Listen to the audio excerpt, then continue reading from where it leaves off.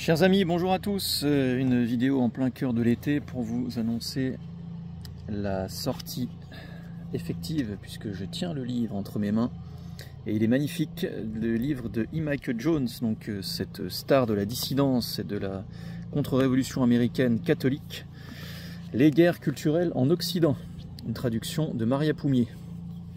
Là, je vous montre un peu le beau bébé que voici.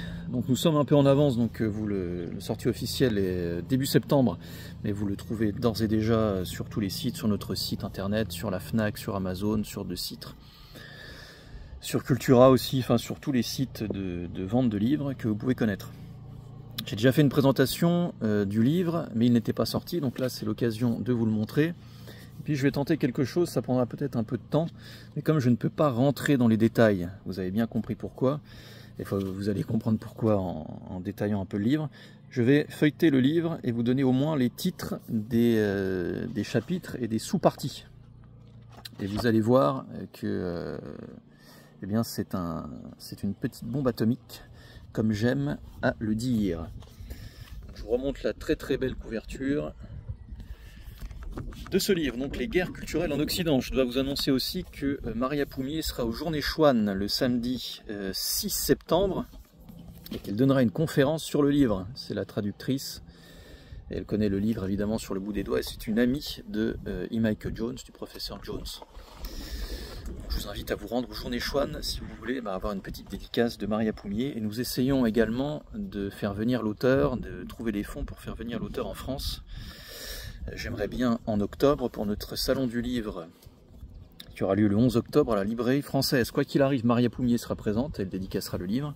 Mais si nous réussissions à avoir E. Michael Jones, qui je le rappelle vit à Chicago, donc tout ça a un coût et nous essayons actuellement de trouver les fonds.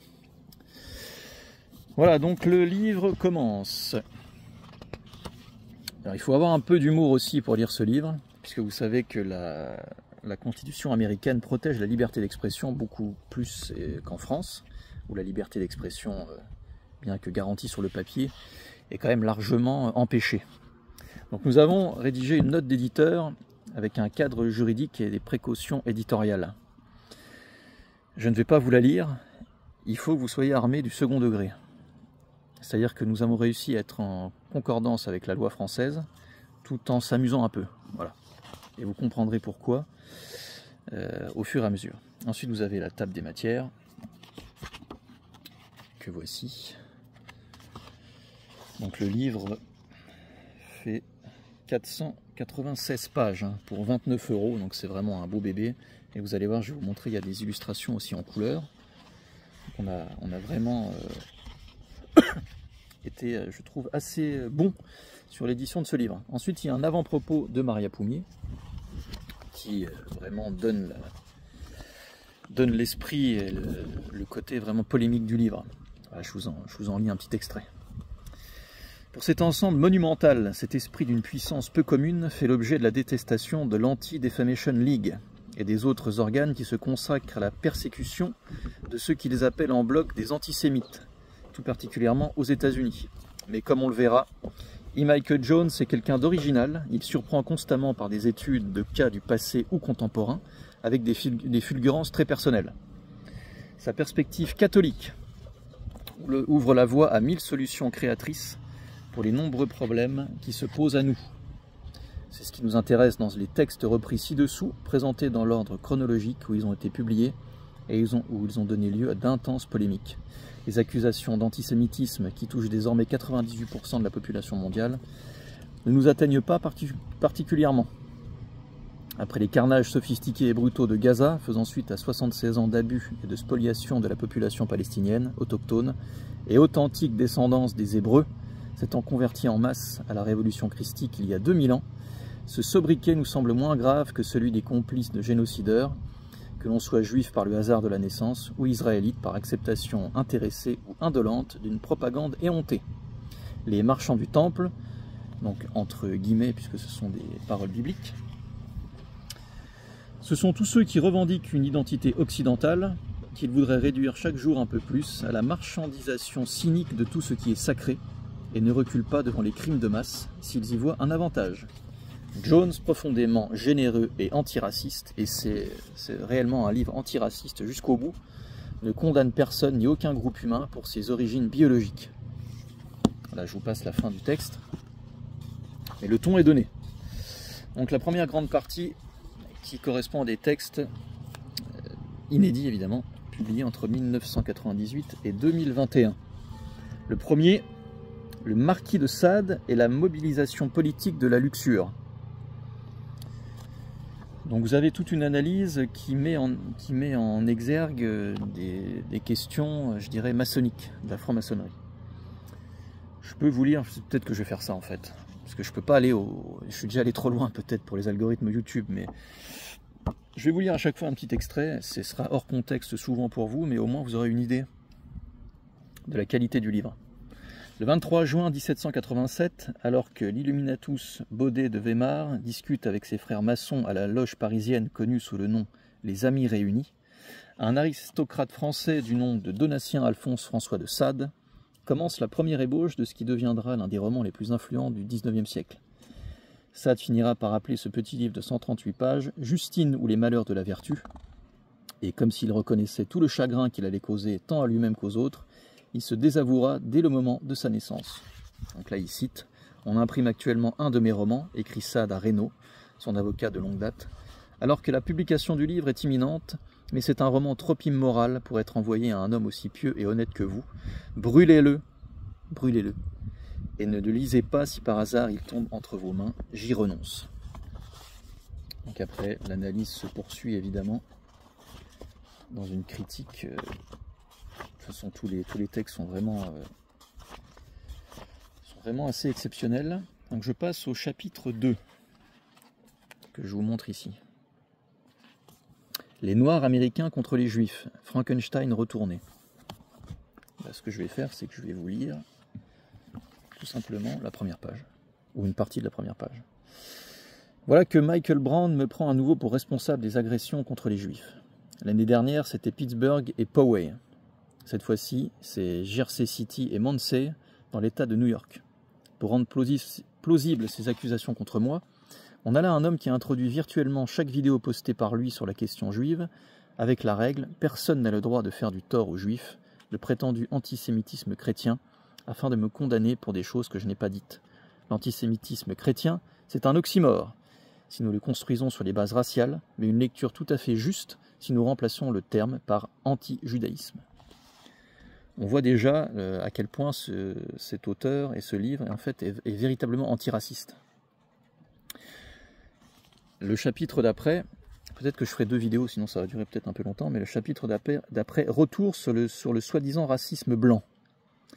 Malheureusement dit, la catégorisation mentale de Brown était trop compliquée pour servir d'explication plausible aux médias, ce qui explique pourquoi les médias ont ignoré Brown et ont défendu leur idée personnelle selon laquelle la source du problème se trouve dans la percée de Unite the Right Rally à Charlottesville. Donc là, il fait allusion aux émeutes sanglantes de cette petite ville qui avait eu lieu en 2017. Selon leur lecture, la cause de l'antisémitisme, c'est le racisme blanc. Les blancs sont le problème et restreindre leur capacité à discourir et à rassembler, c'est la solution.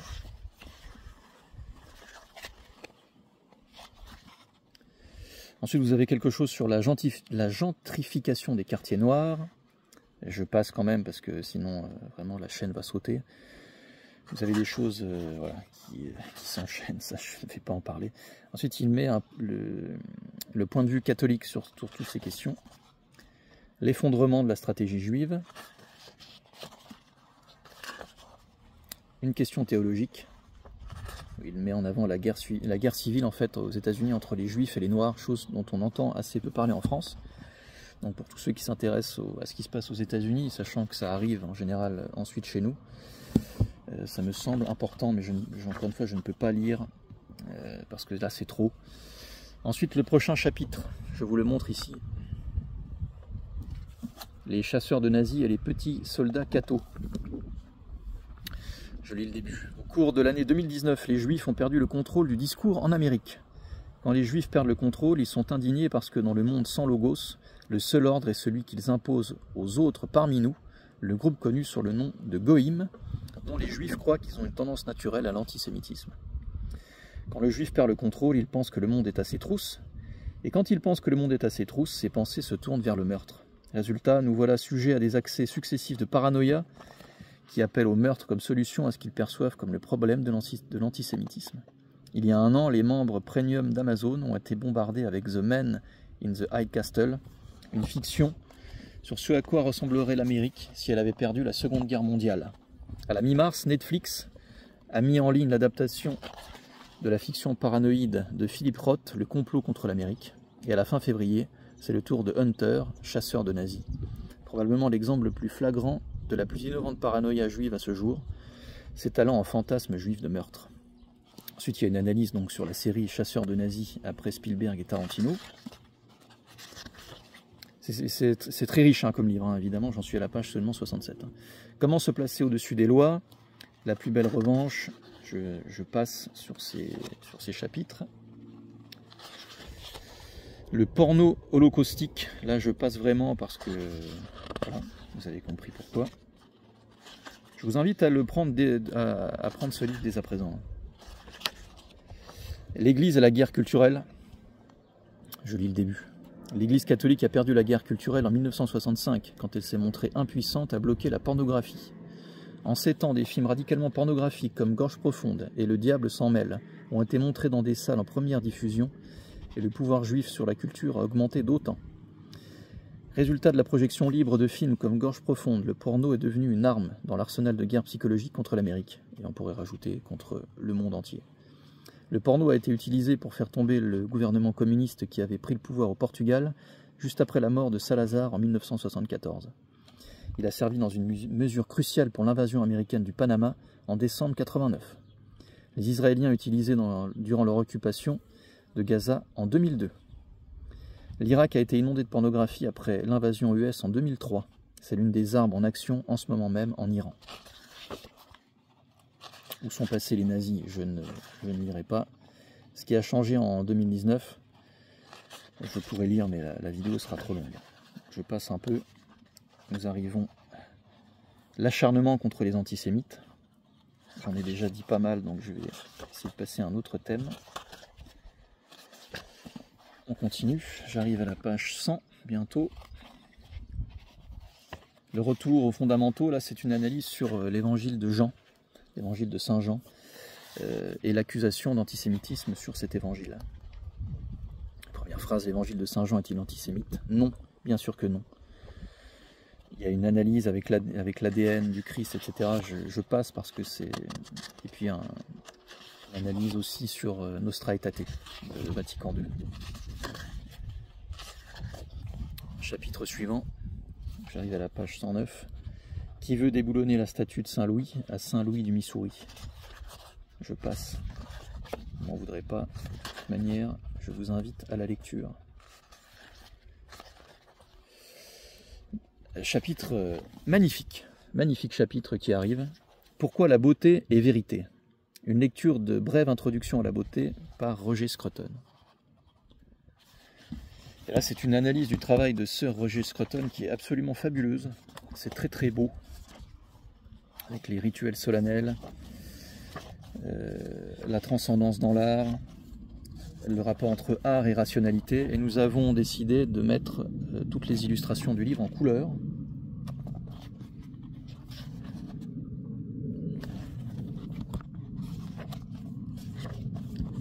Voilà, ça donne ce genre de choses. Donc c'est un livre très profond, mais en plus très beau. Je tiens maintenant à ce que les illustrations dans nos livres soient quasiment toutes en couleur, sauf cas exceptionnel où le livre nous reviendrait trop cher, si vous voulez, par rapport à ce que le livre pourrait nous rapporter. Et là, pour E. Michael Jones, nous avons fait cet effort. Chapitre suivant, le problème de Soral et le nôtre, et ET. C'est une critique, je vais lire le début. Understand Empire, donc le titre devrait se terminer par un point d'exclamation, et la traduction anglaise du best-seller Comprendre l'Empire d'Alain Soral, paru en 2011. Un livre qui était sa tentative prémonitoire pour expliquer le rôle joué par la France dans l'Empire mondial. Parce qu'elle n'est qu'une partie de cet empire, la France présente une étude de cas simplifiée qui nous permet de comprendre l'ensemble. C'est pourquoi cette étude, qui a déjà 10 ans, est toujours instructive. Le passé n'a pas changé. Les formes de contrôle qui ont été imposées au peuple français par les proconsuls de l'Empire sont pratiquement identiques à celles qui ont été imposées aux Américains, car ce sont les mêmes oligarques qui les imposent dans le monde entier. C'est un chapitre passionnant, qui est un chapitre nuancé, qui est un chapitre de critique donc, sur les écrits d'Alain Soral. Critique dans le vrai sens du terme, c'est-à-dire il y a du positif, il y a du négatif. Il n'y a jamais d'attaque ad hominem, et c'est d'ailleurs très nuancé. Je pense que c'est vraiment un chapitre qui est là pour nous permettre d'avancer en fait dans les contradictions qu'on peut avoir, notamment sur le sujet du catholicisme, les incompréhensions, ce genre de choses, les différences entre marxisme, catholicisme, ce type de choses. Et c'est un chapitre qui concerne plus la France, puisque c'est un auteur français, et ça parle plus de la France, les origines de la France, les origines chrétiennes de la France.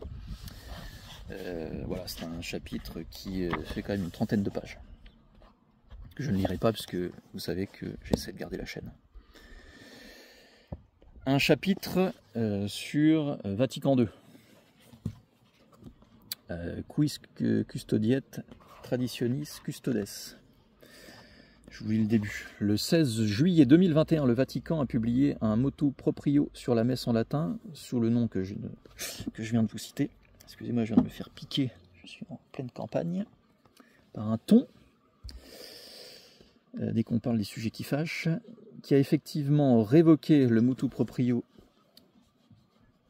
Summorum Pontificium du pape Benoît, celui qui avait rendu la messe en latin plus facilement accessible aux fidèles. Cette histoire a commencé en 1988, lorsque le pape Jean-Paul II a publié son propre motu proprio, Ecclesia Dei, à la suite du schisme lefévriste de cette même année. Craignant que les lefévristes ne suivent la messe latine hors de l'Église, le pape Jean-Paul II avait rendu le rite tridentin disponible sur une base limitée. Dans le cadre de ses efforts pour mettre fin au schisme lefévriste, le pape Benoît XVI leva les excommunications des 4 évêques consacrés par l'archevêque Lefebvre et a élargi l'accès au rite tridentin en publiant son propre motu proprio.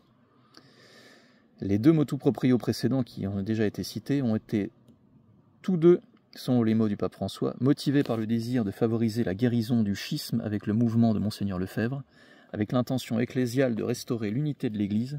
Il a donc été demandé aux évêques d'accepter avec générosité les justes aspirations des fidèles qui ont demandé l'utilisation de ce missel.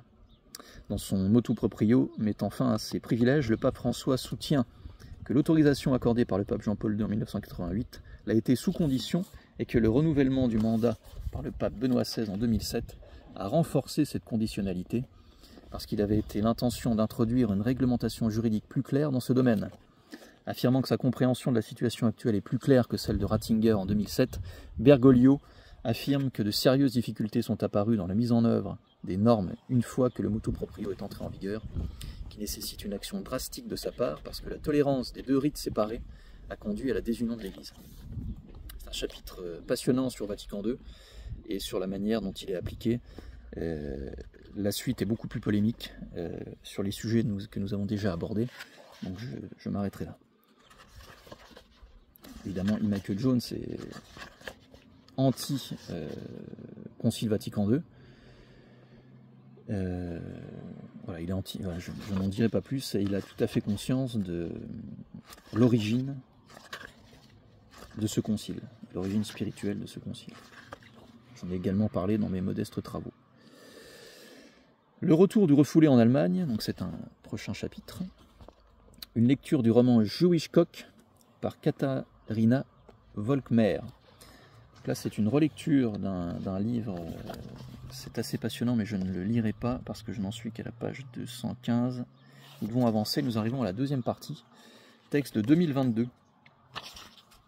L'avortement aux États-Unis après l'arrêt Roe versus Wade. Là, je ne vais pas en dire plus non plus. Il y a des liens qui sont faits avec l'Ukraine sur cette question. Ensuite, qui a tué Daria Dugin?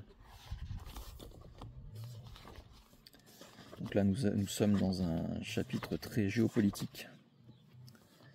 Le timing dans le nouvel épisode Salman Rushdie. Également quelque chose qui peut être problématique pour notre chaîne, comme tout ce qu'on a dit de toute manière. Encore un article magnifique sur la beauté artistique, qui m'a beaucoup intéressé en tant qu'analyste de René Girard. La beauté artistique entre mimésis et concupiscence. Voilà, nous avons là aussi proposé les illustrations en couleur. Donc c'est un très très beau chapitre qui mêle art, théologie, réflexion. Voilà, je vous montre un peu l'analyse artistique. Germania delenta est. Est-ce que je peux vous lire ça ou pas? Est-ce que ça va nous envoyer en prison ou pas? Non. Mais nous sommes déjà à 20 minutes, donc je vais avancer. Dans ce chapitre, il y a des sous-parties. L'objectif de la politique étrangère anglo-américaine, donc nous sommes vraiment dans la géopolitique, le rapport Rand, le dommage permanent, les écologistes idiots utiles, les effets boomerang, le retour du plan Morganto. Donc là, on est vraiment dans des choses très très pointues, hein, qui ne sont pas forcément connues du grand public d'ailleurs. Patton et l'exhumation de la vérité, tout ça, je passe. La condition pour un réveil allemand salutaire. C'est un livre qui doit intéresser aussi nos voisins allemands, mais nous n'avons les droits que sur le monde francophone. Je sais que c'est un livre qui marche déjà très bien au Canada notamment, où Lee Michael Jones sera en conférence fin août, dans quelques jours. Les nouveaux chapitres. Les chaînes en or selon Dave Chappelle et Kanye West. Là, ça concerne plus les États-Unis, mais j'avance un peu parce que donc là, on parle de la mort de Marilyn Monroe, le cas du rappeur Kanye West, l'alliance judéo-noire. Je pourrais lire ça, mais je vous laisserai la primeur de la lecture. La réaction juive contre l'alliance judéo-noire, le cas Malcolm X, l'islam, la fin de l'alliance judéo-noire. Tout ça je passe parce que ça parle beaucoup aussi de Donald Trump, l'application de la loi juive aux États-Unis, très important ça. Ça rejoint parfois deux auteurs hein, que nous connaissons bien, qui sont Alain Pascal et Pierre Hillard, dans leur, avec une approche plus américaine évidemment, la persécution des catholiques. Et nous arrivons à l'université Notre-Dame et la question juive. Je vais pas en rajouter. Je pense que on parle de la fondation Rockefeller. Je passe. Chapitre 3, les textes de 2023-2024. Netanyahou et le Logos, qui est un texte parodique qui est absolument génial. Absolument génial. Je pourrais le lire celui-là, mais je ne veux pas le gâcher. Je ne veux pas le gâcher. Ça parle de Solzhenitsyn, de Jordan Peterson, de théologie, mais de manière, il y a des dialogues, etc. C'est un peu romancé, si vous voulez, et c'est absolument hilarant. Ensuite, nouveau chapitre, les catholiques traditionnalistes radicaux. On parle de Tucker Carlson, le jeu du FBI, comment j'ai atterri sur la liste du FBI. Donc c'est l'auteur qui parle évidemment, non pas moi. Un chapitre très important qui est sorti en 2023, Yuval Hariri et l'intelligence artificielle. On a une lecture, une compréhension contre-révolutionnaire catholique de l'intelligence artificielle, avec les tourments de Yuval Hariri, l'exemple de la libération sexuelle, avec le féminisme notamment, à quoi mène ChatGPT, comment l'IA a tué l'Holocauste, négationnisme et mensongiste. Je ne peux pas lire ça évidemment, ça non plus. Il y a souvent des références culturelles, vous avez bien compris, hein, d'où le titre. Il y a là notamment un passage, un chapitre Spielberg et le négationnisme.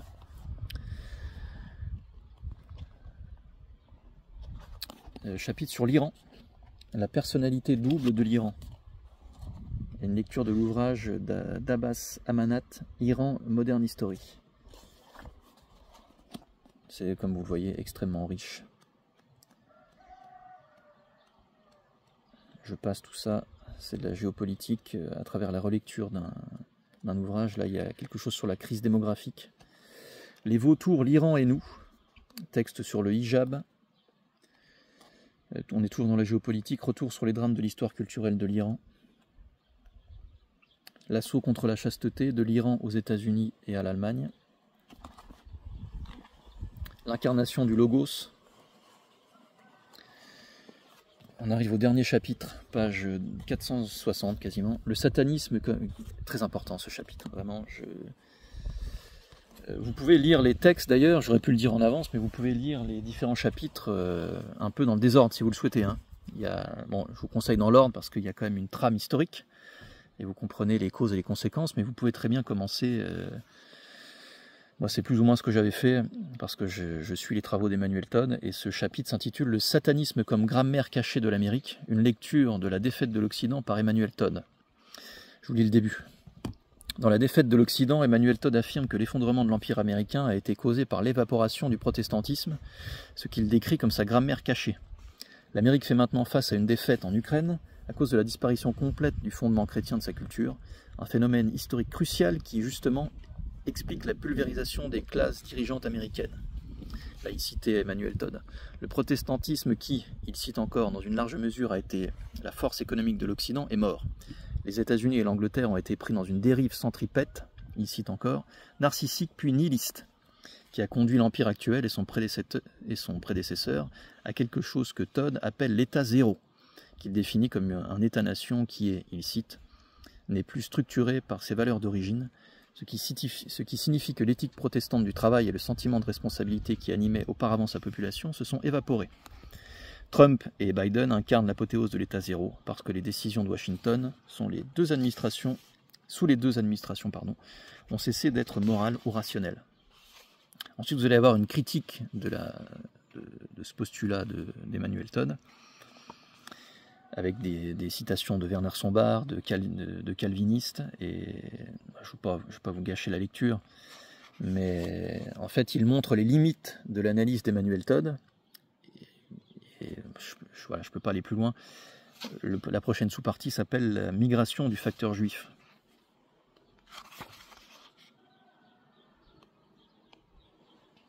Retour à Emmanuel Todd. Bon, je vous lis un peu. Formé par la compréhension de Weber du protestantisme, Todd ignore la contribution monastique catholique au développement de l'éthique du travail dans les terres germaniques du Saint-Empire romain germanique. De Ora et Labora, la devise des bénédictins, à Arbeit macht frei, la distorsion nazie de ce concept jusqu'aux années 50. Je suis obligé de passer certaines choses. Il ignore également le rôle de l'esprit révolutionnaire juif dans la subversion de cette éthique du travail, en promouvant à la fois l'usure, symbolisée par l'ascension de la famille Rothschild, et à la révolution symbolisée par des agents des Rothschild, comme Heinrich Heine, ou des agents de la famille Schiff. Donc là, on rejoint vraiment les travaux de Pierre Hillard, comme Lev Trotsky. Le dénominateur commun de l'usure et la révolution est juif, tout comme le dénominateur commun qui unit tous ceux qui estiment que le travail est la source de toute valeur, y compris Karl Marx, est catholique. Le protestantisme a fourni le véhicule de transition de la seconde à la première à travers l'Europe du Nord, ce qui est la façon dont Todd définit l'Occident. Défini plus étroitement, l'Occident est fondé sur 3 révolutions qui créent un club select qui ne comprend que l'Angleterre, les États-Unis et la France. Là, il cite Emmanuel Todd. La glorieuse révolution anglaise de 1688, la déclaration d'indépendance de 1776 américaine et la révolution française de 1789 sont les événements fondateurs de cet étroit ouest libéral.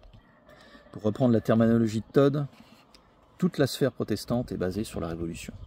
Voilà, le reste est évidemment toujours passionnant. Et on termine avec un texte très récent, puisqu'il a été ajouté quelques jours avant le départ à l'impression, qui s'intitule « Gaza comme révélateur ». Je vous lis les premières lignes. Briser la forme culturelle de l'Empire américain connu sous le nom de protestantisme était similaire à la division de l'atome en raison de la violence et de la destruction que cela a déclenché sur l'Amérique et le reste du monde. Mais ce n'était pas une éruption impersonnelle, un cas de force majeure, c'était une révolution. C'était un coup d'État qui a supplanté l'éthique protestante du travail par l'idole juive du nihilisme. Todd est tout simplement brillant lorsqu'il s'agit d'expliquer comment le nihilisme mène à la violence. À ce stade de la désintégration de l'Empire américain, la guerre est devenue la dynamique de l'état zéro, pour lequel, parce que la guerre est, toujours et partout une des virtualités du nihilisme.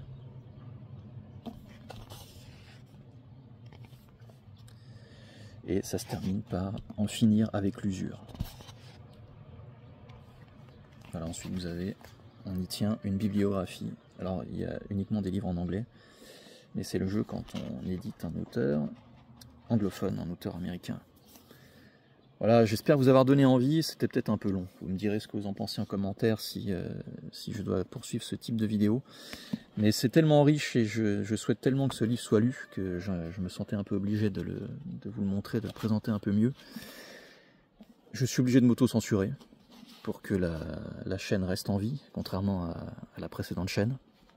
Abonnez-vous sur cette chaîne, diffusez cette vidéo autour de vous. Vous n'êtes pas obligé de la diffuser sur les réseaux sociaux, mais vous pouvez l'envoyer par mail. Voilà, faites quelque chose peut-être d'un peu discret, puisque vous avez compris que les thèmes sont un peu polémiques. Je sais que ce livre sera vendu jusqu'au dernier exemplaire de l'impression en cours, mais je ne sais pas s'il sera réimprimé. Je tiens à vous prévenir. Il a déjà bien fonctionné en pré-vente, et on a envoyé les premières pré-ventes. Maria Poumier sera présente donc, comme je vous l'ai dit, aux Journées Chouane et le 11 octobre à Paris. Donc 11 octobre à Paris, venez nombreux, hein, c'est notre salon du livre, le Verbe Haut. Il y aura du beau monde, au moins une dizaine d'auteurs pour l'instant, je vous ferai une vidéo à part pour vous raconter tout ça. Et nous aurons 2 sorties spéciales pour le salon. Le prochain livre d'Alain Pascal, qui est en pré-vente sur notre site, qui s'intitule La crise sacrificielle du monde moderne, et le premier roman de Jonathan Sturel. Donc il y aura des sorties, du beau monde, on a plein de nouveautés, hein, donc vous aurez vraiment de quoi vous faire plaisir dans la réflexion politique, géopolitique, dans le combat culturel qui est le nôtre, c'est pour ça qu'on travaille. On compte sur vous, continuez à nous soutenir. Je tiens aussi à vous annoncer que désormais sur le site, vous avez possibilité d'utiliser Mondial Relais, ce qui divise les frais de port par 2. Nos frais de port étaient déjà assez minimes, mais là ils sont divisés par 2 pour un livre comme celui-ci, hein, qui est un pavé, hein, qui fait plus de 600 grammes. Vous ne payez, je crois, que 3,50 € en Mondial Relais. Nous sommes, je le répète, disponibles sur Amazon par la librairie Victor, qui travaille très bien, et vous permettez également à Victor de vivre. Donc n'hésitez pas à aller sur Amazon, mais uniquement sur la librairie Victor. Les autres, il n'y a pas comment dire, ça n'est pas un cercle vertueux si vous allez sur autre chose que la librairie Victor. De sites, Cultura et nos amis libraires à Paris, mais je ne sais pas s'ils l'ont encore, s'ils l'ont déjà commandé. Vous avez la librairie Logos avec qui nous avons un très beau partenariat maintenant, la librairie française dans laquelle aura lieu le salon du livre, donc soutenez-les. Les librairies Chiré à Paris, les librairies Duquesne, les Journées Chouane le 6 et 7 septembre. D'ici là, on se retrouvera puisque je serai en direct le 1er septembre. Je vous rappellerai tout ça et je vous fais une vidéo très rapidement pour la prévente du livre d'Alain Pascal. A très bientôt, chers amis, et surtout bonne lecture.